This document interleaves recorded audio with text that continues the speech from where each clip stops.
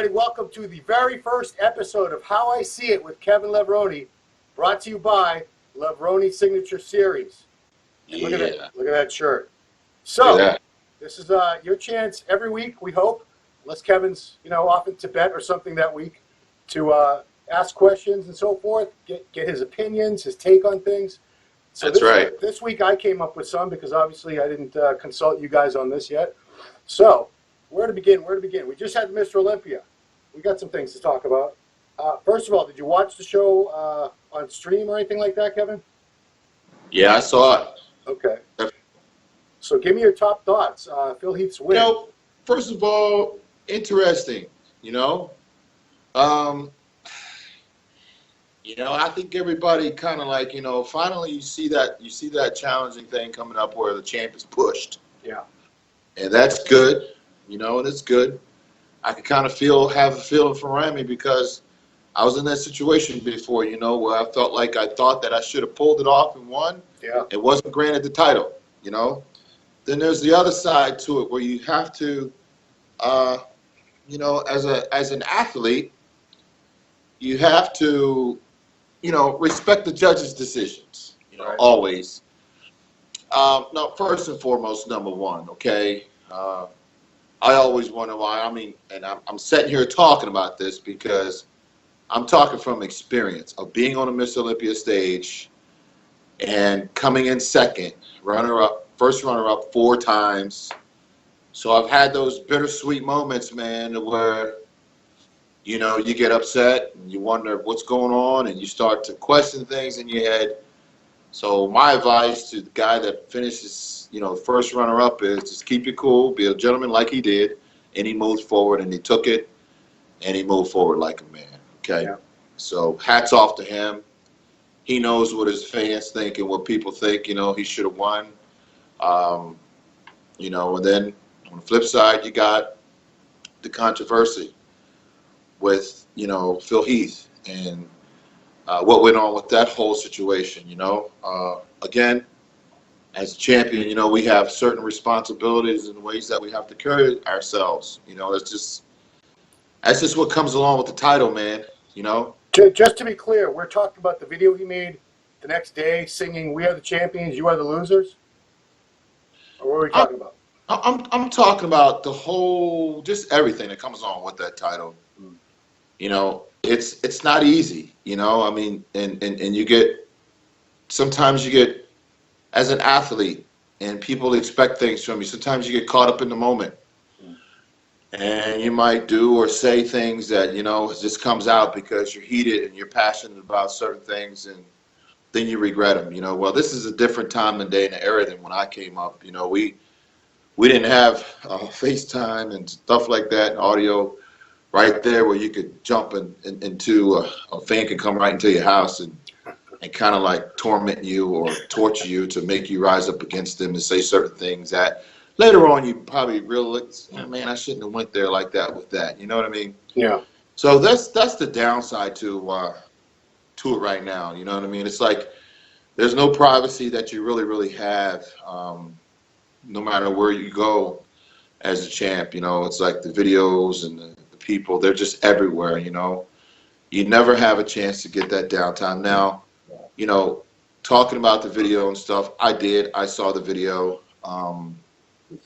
I think, that a lot of people saw it and was probably like, man, that's kind of something you really don't want to see from a champion, regardless if it's the first time Miss Olympia, 7-time or whatever, But then again, you realize that, there's things that each and every one of us has done, Ron, behind curtains, and there's things that we all do, but people just don't hear us say it or see us do it, And if they did hear us say it and see us do it, they probably wouldn't like us. You know what I mean? Yeah, but he put that out. He put that out there. That wasn't somebody taping him secretly. He taped that himself and posted I it understand, to the haters. But what I'm saying is this, as a defense to him, caught up in the moment, around the wrong influences and stuff can kind of motivate you to do something like that, And I think deep down, I think Phil regrets it. Like, damn, maybe I shouldn't have went that hard. I mean, of course he regrets it. I mean, we all do. But then again, like I said, we get heated up in the heat of the moment. I've been in the heat of the moment before, where I've said things that I shouldn't have said. But unfortunately, nobody had a camera in my face, or I didn't take a camera and put it up. You didn't have a last shot at somebody. There was no Twitter back then either. No, it wasn't. So, I just hope, as a 7-time Miss Olympia, he learned from it and can pick it up and continue to move forward. Of course, you're gonna there's the back repercussions that you have to deal with when you put things out there, but hopefully he can get past it mentally. And it's just one of those lessons that you learn along the way, of the responsibility that you have to carry. If I was to make a video, and I'm not even 7-time Miss Olympia, but if I was to make a video and put it up there like that and say something crazy, the world won't forget about it. You know what I mean? That's right. So my heart goes out to him, man, because I think Phil was heated up. I think he was pissed off, and I think he didn't want to bite his tongue anymore. He just wanted to say, you know what?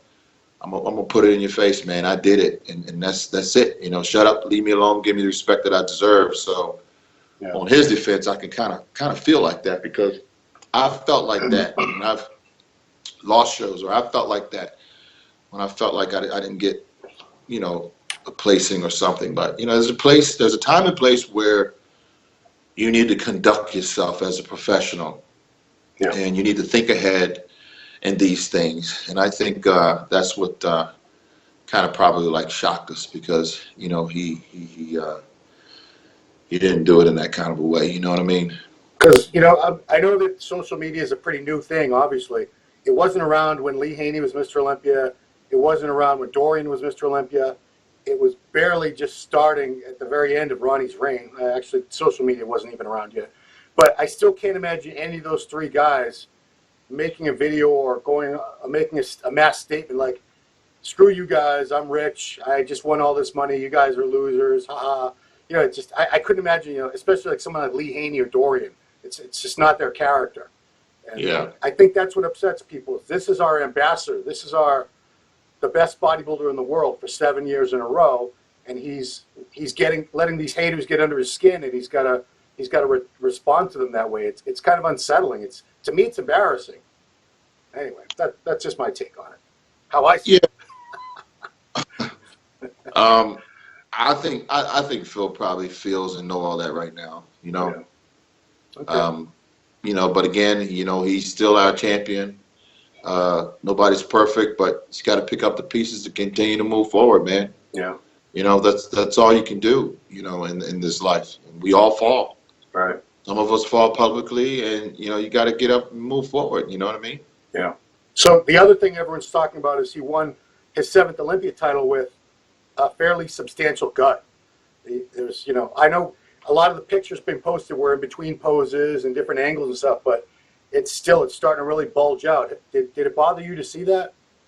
I'll be honest with you. I really didn't even notice it until after everyone was bringing attention to, the midsection, his midsection. Yeah. And when I went and looked, I was like, okay, wow. That's, but it's one of those things where I really didn't see it. I was looking at the thing on Amazon. So, I really didn't see it probably like, someone when they're sitting in the crowd. My opinion is, when you do back double bicep pose, again, on the screen that we saw, you couldn't see that. You know what I mean? Yeah.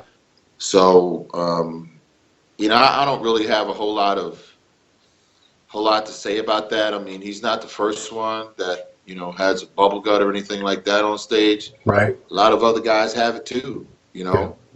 And it's been one of those ongoing things in our industry that Arnold's been talking about for the last 4 years now. Right. The thing is, if these things are being so noticeable, then why don't the judges do something about it? They're supposed to be doing something with it. They're supposed to be marking these guys down. You know? Yeah. You know why? But did Phil get a perfect score? Yes, he did. Yes, he did. Obviously the judges aren't marking that down. Yeah. If it was that bad. In your opinion, what's caused what do you believe? Because everyone's got their own little theories. What do you think causes the guts? I think the guts are caused by growth hormone. Yeah, not insulin and growth hormone together, or not insulin. I don't know much about the whole insulin thing. All I can say is I think what causes it is growth hormone. That's what I think. Yeah. You know what I mean? I don't know. I never had to battle against some things. Yeah. I never had that issue or that problem, and I never was a big user of insulin. I don't even know anything about that stuff. That stuff came along when we were out of the game. You know what I mean? Yeah, because it seems like the guys today have a belief that both of those are needed in large amounts to have that look. But maybe it was just you were a genetic freak, but you were approaching 250, extremely round and full without insulin, which most people would say is impossible. Yeah, my highest I was 257 on stage without it. There you go. And without growth hormone. Another thing that's happened recently, because we haven't spoken on the record for a while, is we had the tragic passing of Dallas McCarver, 26 years old. I don't know if you had any comments. I don't know if did you know Dallas at all? I knew of him. I didn't know him on that level of a personal level, no. Right. And, we don't know exactly what led to his death, obviously, but do you think it served as any kind of wake-up call to other people out there to look at what they might be doing? I think anytime an athlete in any sport passes away, I think it holds a certain responsibility for other athletes to look in and say, you know what, we just got to be careful about how we train, careful about what we take, careful about what we do, careful about who we get advice from, and make sure we're going to the doctors and properly getting our blood work pulled and doing the things that we need to do to take care of ourselves the best way that we possibly can. Now, of course, accidents do happen, and nobody can explain or have the reasoning for accidents, but things happen. And this is a tragic loss that we suffered. Yeah. And it's just one of those accidents that, it's sad, man. You're 53 now, correct? Yeah. I just turned 48, and I'm thinking back to 26. I was really just starting to live my life. I was really just barely starting to figure shit out at 26. So that's this poor kid. He had everything in front of him. It's regardless of whether he was a bodybuilder or not. 26 years old is just. And I just want to say, had that gentleman not been in our sport as a bodybuilder, there's a chance he'd be alive today. Yeah. Right? Right, absolutely. Ronnie Coleman got a lot of shit for talking to TMZ, and they asked him, was Dallas on steroids? And I know we're not supposed to talk about it, but if we think that the general public doesn't see somebody with that type of physique and automatically know that they're on steroids, who do we think we're kidding? The kid was 335, pretty damn lean. It's just we've obviously used these things to take physiques beyond a point where they would possibly be without them. Yet we get very upset if the general public catches on to it. So yeah. I told Ronnie, I said, I think people are being unfair to you. I don't think you really. Ronnie Coleman, he was on TMZ Sports. They interviewed him about it. Well, a place like that, they don't understand, No, the process of the becoming. So all I want to say is this, people always ask me, are you willing to talk about it? Of course, I'm willing to talk about it because I'm willing to save somebody's life by giving them advice. Yeah. You want to educate the people who don't know. You want to educate these kids coming up behind us, man. And let them know that, there's a thing called use and there's a thing called abuse. Yeah. And one thing you definitely don't want to do is just abuse your body with anything. I don't care what it is. You know, Right. you just want to protect yourself best way you can. Go to the doctors, have somebody supervising you, take what's needed, not more than that. I mean, if you're 23, 24, 25, 26, 27 years old, your testosterone's already, levels should be already 11, 12, 1300. Yeah. So you don't need a whole lot more, you know. Right. Just rely on hardcore training. You got to rely on eating right. You got to rely on the proper rest, okay? Yeah. Been in this game run for a long, long time. You know, here we are, what, 20-some years into it, 53 years old, coming back, making a comeback. I'm going to compete in the Arnold, Australia. Yeah, we're going to talk about that in a minute. Don't worry. Yeah, so it's like, got to take your time. You got to work hard. There's no easy way around this. You cannot get success out of a steroid bottle, okay? Yeah. If you think you can take that shot, and the more you take, you're going to be better, you're not going to be better. Yeah. You're going to end up destroying yourself, mentally and physically. Because You know? I'm sure it is a genetically based sport. It's the top champions are genetically gifted beyond that of any capability of a regular person can even comprehend. It doesn't take someone with Kevin Levrone's genetics, buckets and buckets of drugs to look that way.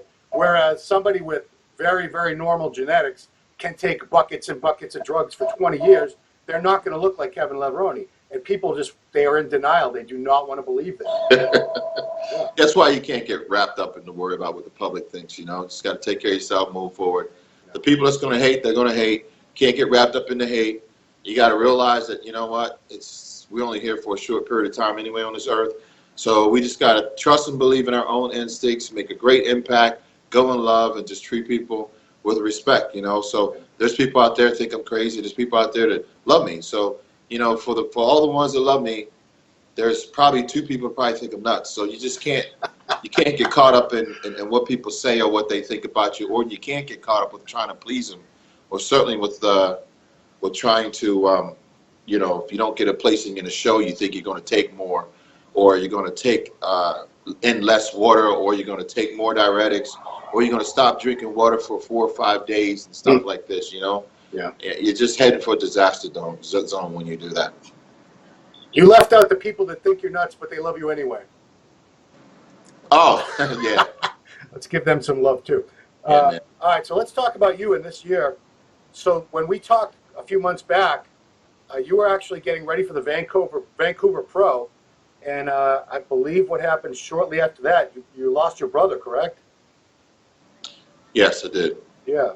So how far into the prep were you when that happened? 6 weeks. Well, 6 weeks out. Yeah. So. But the show, you know, yeah. I was 6 weeks out. When I just got back from overseas, and you know, 3 weeks after that, my brother died. Wow. Sorry, man. Sorry for your loss. How many siblings are left? Is it just you now? 3 of us. Okay. 4 total. 4. Okay. 4. And I had spoken to you after that, and you were looking at a contest that the Cheru was going to do a show, and that ended up getting canceled? Yeah, that got canceled. Yeah. When was that going to be? Right around now, wasn't it? Right about right about now. Yeah. Okay. So when did you find out that was canceled and that you had to rethink your plans? I found out about 6 weeks, 5 weeks, about 6 weeks before the show. Okay.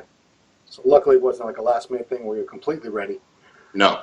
All right. So at that point, what did you do? You looked at the contest schedule and, you know. At that point, I said, you know what? I'm just going to chill out, kick back, and look at 2018. Yeah. So zoomed into the Arnold Classic and talked to my man Tony Doherty. Yeah. Realized that I had 7 months on the clock. Yeah. Knees are good, feeling good. And I said, you know what? That's the show I want to do. Got some fans over in Australia. And Tony's a good guy. Love him to death. So got together, we hashed things out, and decided that would be the show for me. Okay. You know you have a lot of fans in America too, right? They would. It's only a week before in Ohio. Why can't you? Reason. Can't you help us out here in America? For some reason, the international people have really adopted me, Ron. You know. Yeah, really. You spend a lot of time overseas now, right? Well, I've been in and out of the country 57 times in the last 2 years. So, wow.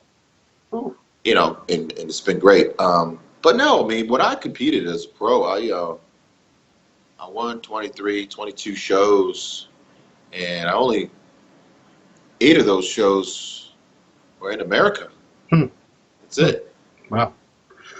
So the Night of Champions, right? 2 Arnold Classics. Yep. 2 2 San Diego Pro shows. Or San Francisco.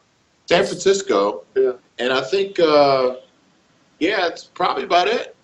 Yeah. So are there different judging standards over there? Are they different criteria? I don't know, man. I still haven't figured it out. We should probably mention what's going on with the IFBB Pro League and the IFBB Amateur. Have you been following this whole situation over the last Not week? really, no. No? You want to fill me in? Sure. Okay, so I'll try. I mean, I'm a little bit confused. This is what I know. So I believe Jim Mannion and Rafael Santoja have been having disagreements for many years over different things. I guess it came to a head at the Amateur Olympia last week in Vegas, which happened on Wednesday and Thursday of last week. At the last minute, Mannion had his judges, the NPC judges and IFBB Pro judges, come over and tell the IFBB judges from overseas to excuse themselves because they were going to judge the Amateur Olympia, and they did. So Santoja immediately suspended the NPC and the IFBB Pro League and said they're under investigation. So they're split now. So Mannion is going to start an international organization. I don't know if it's going to be called NPC Global or what it's going to be called, but he's going to have his own qualifying events in all these countries, and that's the only way to compete in the IFBB Pro League and do shows like the Arnold Classics and the Olympia. And Santoja is keeping, obviously, the IFBB Amateur, which he owns all that, and those shows will qualify for a new IFBB Elite League. So we're going to have basically 2 IFBB Pro leagues is what I'm getting out of all this. They have nothing to do with each other. Well, what's the league that you can go to walk on the Mr. Olympia stage? Because that's the one I want to be in. Yeah, IFBB Pro League, Jim Mannion's league. That's the one. What's the league that you get to compete in? If you win, you go to the Arnold Classic Australia. Exactly. So, yeah, IFBB Pro League. So that's the real league then. I don't know who – I don't want to speak disparagingly about these other countries, but why would they even bother turning pro if you're not going to be in the shows that we all recognize, like the Olympia, the Arnold, New York Pro, other big shows. So yeah, I don't see it ending well for the other side. Right. Anyway, so that's what's going on. It's going to be, I'm sure. Hey, look, man, I turned pro on an NPC stage, right? Yeah. And Jim Mannion came out there with Lee Haney and gave me my trophy. Yeah. Greatest feeling in the world. And if there's any athletes out there that's trying to compete and get your pro card, that's where you want to be. You want to be right there on that same damn stage. Right on. That's it. All right. So let's wrap this up by telling us a little bit about what's going on with your training and where you're at as far as what we're going to do with this was the last call show, Levrone right here. How I see it. How I see it. Yes. What I want to do, Ron, is I talked to the guys over there, you and Steve at Muscular Development. I want to interact with the fans. I want to, every week we do this. I want to take some questions from the fans because obviously I sit here talk about myself all day. But what I want to do is be able to give a platform to the fans. Yeah. And have them call in, write in, or whatever, email in to us or MD. We start a forum there. These guys can ask me questions. You know what I mean? Yeah, I'm going to start a thread as soon as this goes up. And that's going to be where they can put up questions. And they can put up questions, and the questions pertaining to training and these things and even if they going through something in life, because you cannot go in a gym and train unless you're clear, your mind is clear. First of all, you got to start there. Yeah. Any kind of questions I'll take. Anything outside of pertaining to of training, yeah, I'll take those questions too.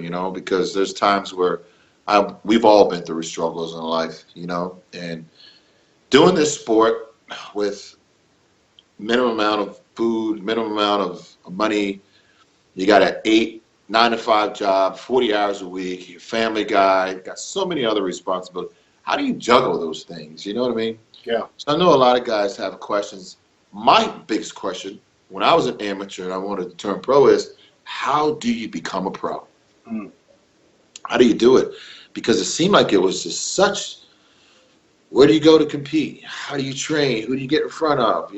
Yeah. What shows are out there available? How many shows do you got to win? Like, what is it? There was no directions and platform laid out. So let's try to lay this platform out for these guys here on how I see it, how I see the road to victory, to getting your pro card, how I see the road to victory, to coming over your mental obstacles, physical obstacles, whatever it is, how I see it on the road to nutrition, how I see it on the road to gaining 15 or 20 pounds, you know what I mean? Or losing weight. Yeah. So guys, I want to lay down this how I see it, Levrone Signature Series platform here for you guys through MD. And this is about you guys, not about me. I've already made it to the top of that mountain. Right. So I want to give back to you guys. This is the purpose of how I see it, Levrone Signature Series. Come on in here, giving you guys all the years of experience in my life, 25, 30 years out there in the game, so that I can help you guys get where you need to be. And that's really what this is all about. Yeah. All right. Well, I think that'll wrap it up for episode 1 of How I See It with Kevin Levrone, brought to you by Levrone Signature Series. Tune in next time for your questions to be answered right here by the man himself.